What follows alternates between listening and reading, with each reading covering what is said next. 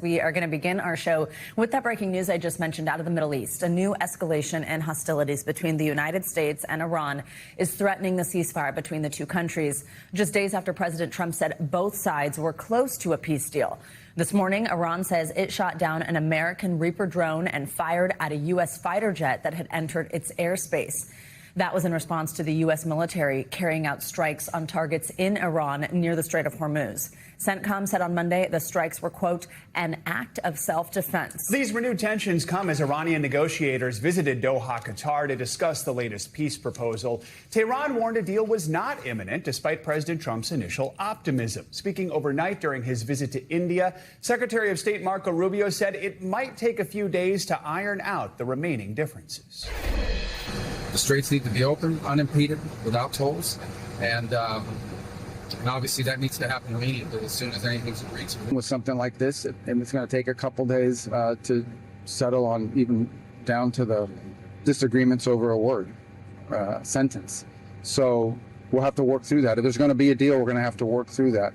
But this is, it's either going to be a good deal or there isn't going to be one. NBC News international correspondent Raf Sanchez joins us now from Doha. So, Raf, walk us through, first of all, just the latest round of hostilities. What's the U.S. saying about why it carried out these strikes, and how is Iran responding? Guys, good morning. Yeah, so we started getting reports of explosions in the Gulf around 1 a.m. local time. We then heard from U.S. Central Commands. They said that they targeted a number of small Iranian boats that were attempting to lay mines around the Strait of Hormuz. They said also that they attacked Iranian missile launching sites on land. And they are describing these as strikes carried out in self-defense. They say that there was a threat to U.S. military vessels that are in the region right now carrying out that blockade of Iranian ports. As you said, the Iranians are claiming they shot down a Reaper drone. We don't have any confirmation of that. They say they also opened fire on an F-35. And we are hearing from the Revolutionary Guard today, who are saying that they are prepared to carry out further retaliatory attacks if necessary. Also notable, we did hear from Iran's supreme leader, who again has not been seen or heard from in public since he was wounded at the start of the war, but he is once again making threats against American bases all across the Middle East here. Guys. Raf, are there any signs these attacks might derail peace talks? So that is the big question that is being asked here in the Middle East, across the world right now. It is worth saying that we have seen spikes in fighting over the course of the ceasefire, which has held for the last 7 weeks or so. And each of those cases, violence has escalated and it has gone back down. You heard from Secretary of State Rubio talking overnight. He seems to feel that this is still on track, that we may still be a few days away, but that an agreement does appear in sight. So for now, while there's a lot of rhetoric, and there certainly was shooting overnight, the mood here in the region does seem to be that both sides are trying to edge closer to getting that agreement finalized. Raf, what's happening in Lebanon is also a big part of this. On Monday, we know Israel vowed to intensify strikes on Lebanon as part of its war with Hezbollah. So what's the latest there? And is Lebanon still a part of this peace deal that is being discussed? Yeah, so Lebanon is turning out to be a really complicated part of these negotiations. The Iranians are saying that this agreement has to end the fighting on all fronts, and that includes Lebanon. Now, the Israelis are saying that whatever happens in the rest of the region, they are going to continue operating in Lebanon. And Israeli Prime Minister Benjamin Netanyahu saying yesterday, not only are they going to continue operating, they are going to intensify their attacks. So it is hard to see how both of those needs can be satisfied in one agreement. What we have heard from the Trump administration so far is a sort of careful effort to walk the diplomatic line. Secretary of State Rubio saying that Israel retains the right to act in self-defense, but whether or not that means that Israel can continue to move thousands of troops around in southern Lebanon, certainly can Israel carry out attacks in Beirut, the Lebanese capital, that remains to be seen, and that is going to be a key part of these negotiations. Guys. All right, Raf Sanchez in Doha. Raf, thank you so much. Well, back here at home, President Trump plans to go to Walter Reed National Military Medical Center later today for a medical and dental checkup. According to a White House official, it will be the president's third checkup in his second term. President Trump turns 80 next month. Last year, he became the oldest person ever sworn in as president. Despite that, he routinely says he's in excellent health, but he does face some questions over his bruised hand and apparent drowsiness during public events. NBC News political reporter Megan Leibowitz joins us now with more on this and some other headlines from Washington for us. Megan, good morning. So first, let's start on that checkup. What do we know? Hey guys, good morning. Yeah, so as you mentioned, this is President Trump's third in-person doctor's visit in a little bit over a year. So I want to walk you through some of those previous visits that we had learned about. So after his October visit, it was later revealed that President Trump had a CT scan done of his heart and of his abdomen. Now, his physician had said afterwards that it was perfectly normal and revealed absolutely no abnormalities. Now, after his April visit of last year, the physician as well said that President Trump was in excellent health. And as you mentioned, President Trump, too, has said that he is in great health as well. But, you know, at times his health has faced scrutiny, in part because of his age. He's 79 years old and he turns 80 next month. But also, as you mentioned, because of things like the bruising on his hand, which is often covered up with makeup when we see that as well. You can see on your screen right there. Now, the White House has said that that's because President Trump shakes a lot of hands and said that it's also because he uses aspirin as a blood thinner. Now, usually after types of visits like this, we oftentimes get a readout from the White House physician where we might learn things about any tests that the president underwent, as well as the physician's diagnostic summary as well. So that's something that we're going to keep an eye on and hopefully get an update on later today. We'll see what that readout says. So, Megan, one of the president's biggest Republican rivals is back in the news. We're talking about Representative Thomas Massie. Lost his primary last week, but now he's filed what's called a statement of candidacy with the Federal Election Commission yesterday. So what could that mean for his political future and also for the race for his seat later this year? Yeah, that's right. So he filed this paperwork with the FEC for 2028. But a big caveat here, this does not mean that he is definitely running for office in 2028. What it basically does is that it allows him to continue to raise money as a potential candidate for federal office, as he said as well in his tweet where he announced that he was filing this paperwork.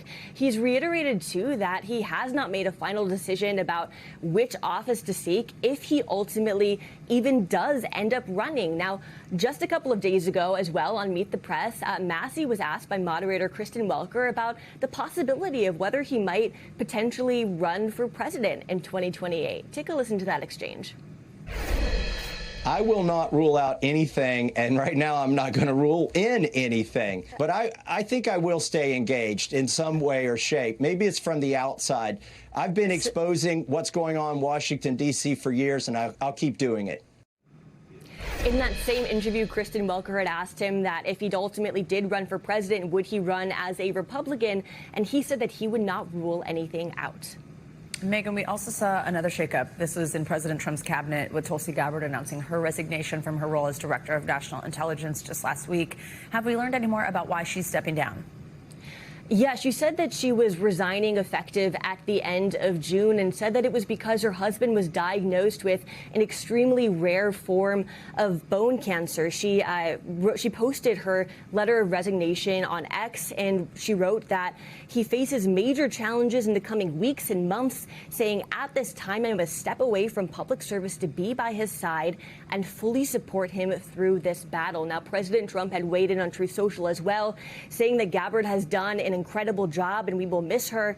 He also said that Principal Deputy Director of National Intelligence, Aaron Lucas, will serve as the acting Director of National Intelligence. Remember, Gabbard is the fourth member of President Trump's cabinet to leave during his second term.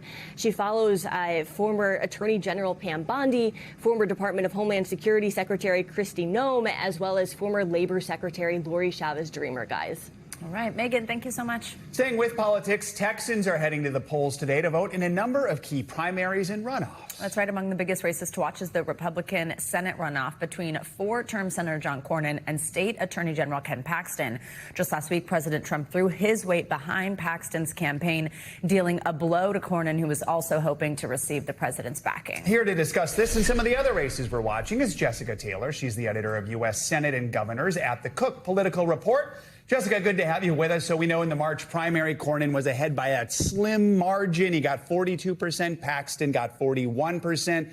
But since then, President Trump has sort of weighed in, endorsing Paxton. So this is really seen as another test of the president's endorsement power. What does this endorsement tell us? How do you see it impacting this race? What it tells me is that President Trump is sort of using free rein with these endorsements. He's gone against the advice of national Republicans who have told him that endorsing Paxton would make this seat more winnable for Democrats. In fact, we have said that if Paxton wins this contest tonight, we are going to shift our rating of this race from likely to lean Republican. Whoever the nominee is will be facing a strong challenger in Democrat James Tallarico, who's raised more than $40 million already and counting. Paxton has a lot of baggage from his impeachment, from bribery scandals. His wife has left him on biblical grounds. And John Cornyn has been sort of a stalwart Republican. Has he broken with Trump at times? But he's still voted with him almost 99% of the time. So Trump, I think, has been emboldened by knocking off some of his foes like Bill Cassidy in Louisiana, Thomas Massey, and he's gone against the advice of many of his advisors in making this endorsement. Jessica, the other big battle that we're watching here, the one to succeed Paxton as Texas's Attorney General. So Congressman Chip Roy and then State Senator Mace Middleton are fighting for that one. Notably, though, the president has not picked a side here. How significant is this runoff? What do you see happening? I mean, Middleton is branding himself MAGA Middleton. He has a lot of money from his family's oil and gas business. Chip Roy has sometimes been a thorn in Trump's side, so Middleton has used that against him. But he's a former chief of staff to Ted Cruz, so it's sort of the Cruz wing of the party. I think this could be a very close race. Middleton came in first, but there's been a lot of money spent in this race, so polls show it pretty close. Jessica, there's some Democratic drama too. We're keeping an eye on the 18th congressional district runoff. This puts 38-year-old Representative Christian Menifee against the 78-year-old incumbent, Representative Al Green. Many people are sort of viewing this as a battle over the party's generational divide. Talk to us more about the significance of this one and just the impact it might have on the broader Democratic Party moving forward. Well, I think the age issue is particularly salient here because you've had two members in part of this district that was redrawn that Menifee succeeded that have died. And so Al Green is even older than they were. So I think that Menifee is arguing, I'm the future. He has some crypto money behind him that's spending. So I think that Menifee is a slight favorite. He's running as the more progressive candidate, even though Green has been sort of a progressive stalwart too. I think this is an issue where it's sort of a passing of the torch, but I think that Menifee is the favorite in this contest right now. All right. Jessica Taylor, good to have you with us. Thank you so much. We've got an update now on that toxic emergency in Southern California. Thousands of residents in and near Garden Grove have been cleared to return home after officials say the risk of a catastrophic explosion at that GKN aerospace facility has been averted. The emergency began on Thursday when a tank holding gallons of a flammable chemical overheated, forcing evacuations. Crews worked around the clock to cool down the tank while monitoring pressure levels. Officials now say the crisis has eased after a crack in the tank. It was actually good news. It relieved the intense pressure, helping to drop temperatures inside. Evacuation orders were reduced from around 60,000 to 16,000 people in the area. Officials do say, though, some risk does still exist. Much of the country is feeling the impact this morning of what was a washout of a Memorial Day weekend. Severe flooding continues to be a major concern right now. Swift water rescues are unfolding in several states stretching from Texas to West Virginia. That dangerous weather has been a soggy hurdle for millions of people trying to get home from a busy holiday travel weekend. NBC News meteorologist Dylan Dreyer will have your forecast in a moment. But first, NBC's Priscilla Thompson has more on this latest round of storms. You got it, baby. Edge be advised, the car's going towards the creek. We got an infant in the car. A heart-stopping rescue in South Texas as a vehicle is swept toward a rushing creek. Yeah, give me the baby. First responders racing into the fast-moving water after this sedan became trapped in floodwaters with a baby inside. One officer then grabbing the infant in a carrier. Another quickly draping his coat over the baby in the pouring rain. The vehicle has slipped and she is currently submerged in water. Officials say one person has died after this car was swept away. The deluge stretching from the Gulf Coast to the Northeast. I'm almost to my knees in water now. In Mississippi, this woman's home surrounded by water. Look at this. Floodwaters inundating this gas station in Alabama. Heavy rain and wind toppling a massive tree in New York City, crushing multiple cars. It sounded like a bomb going off when it hit. In Texas, a menacing funnel cloud illuminated by repeated flashes of lightning. The weather turning deadly in South Carolina, where officials say strong winds ripped a patio umbrella from a table, killing a woman. Across the country, a Memorial Day weekend washout. Parades canceled. Bounce houses blown away. Anderson. Graduates receiving degrees in downpours in Tennessee. And now, a travel nightmare. Have you had any delays? We got a lot of rain. I just saw that my flight is delayed. There have been more than 4,000 delays and 170 cancellations. On the roads, even under sunny skies, there's no escaping the holiday gridlock. Traffic bumper to bumper headed into Yosemite National Park. The scene there, thanks to Priscilla Thompson for that report. Well, for more on all this, let's get a check on your Morning News Now weather. Meteorologist Dylan Dreyer has the latest for us. Dylan, good morning. Hi there. We are still dealing with that really heavy rain down across the southeast. We'll be in and out of it, so not pouring every single second. But when it does rain, rainfall rates could be as high as 1 to 3 inches per hour. A lot of the heavier rain now is moving out of Tennessee up into Kentucky, but more wet weather is going to redevelop down through Atlanta into Mississippi, into Alabama. So that's the area where we do have the flood watches in effect. The ground is completely saturated. If you get rainfall amounts of 1 to 3 inches per hour, the water really has nowhere to go. So we'll see ponding on the roads. We'll see some flooding, or at least the potential for some flooding too. So what is going on? We've got this stationary front that is just sitting around, and as long as it stays put, these little waves of low pressure right along it. So we'll see another round of heavier rain move through San Angelo again today. Heavier downpours, some isolated stronger storms with some lightning, and we could even see some small hail as well. And then here it moves right back into Louisiana, fires up across Mississippi, fires up across Alabama throughout the day tomorrow. Again, as long as that front stays in place, this threat is still there. So we do have the flash flood risk. That's the water that just comes down really quickly. It doesn't last that long, but long enough to perhaps impact the roads and homes in that area, especially across most of Texas, where areas like Dallas and Midland all included in that, Austin too, and then a secondary area stretching from New Orleans right up into Virginia, where again the ground is just wet, so this water really has nowhere to go. So that's going to increase the flood threat. As for additional rainfall, as much as 3 or 4 inches, if you get stuck in some of those heavier tropical-like downpours, you will most likely see more than that. Now for the heat. The record high temperatures are forecast today across Billings, Montana. Minneapolis, 89 degrees. Chicago, 86. Cleveland, 72. That's right on track for average this time of year. Tomorrow, though, you get up to about 77. New York gets back up into the 80s. Norfolk, 88 degrees. And then as we continue through the rest of the week, we'll see some days dropping off into the 60s, back through Milwaukee, staying in the 70s in the Northeast. The sunshine finally returns. Out west, slightly unsettled, a little windy in the southwest, and it looks nice in the Pacific Northwest. Back to you. Good for the Pacific Northwest. All right, Dylan, thanks so much. All right, get ready, New York. The Knicks heading to the NBA Finals for the first time in 27 years.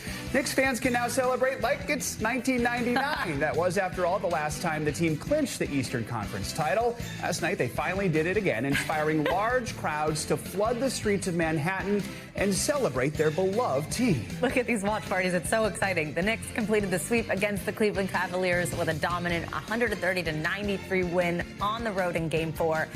This actually now marks their second straight series sweep in this year's playoffs. After trailing in the first round against Atlanta, the Knicks have now won 11 straight games. They also posted the largest point differential in NBA playoff history over that span. They've earned a short rest period before the finals get underway, while the Western Conference Finals wrap up. The OKC Thunder and San Antonio Spurs are currently tied at 2 games apiece in what's becoming an epic series. The Knicks have not won an NBA title since 1973. It's about time. It's good for them. I think New York's very excited about my team's out. The Spurs beat my Timberwolves, so I'll go with the Knicks right now. Well, it's also just like, no matter what, it's fun to be in New York right exactly, now. Exactly. And they'll have to wait a while. NBA Finals next week. We thank you for watching, and remember, stay updated on breaking news and top stories on the NBC News app or watch live on our YouTube channel.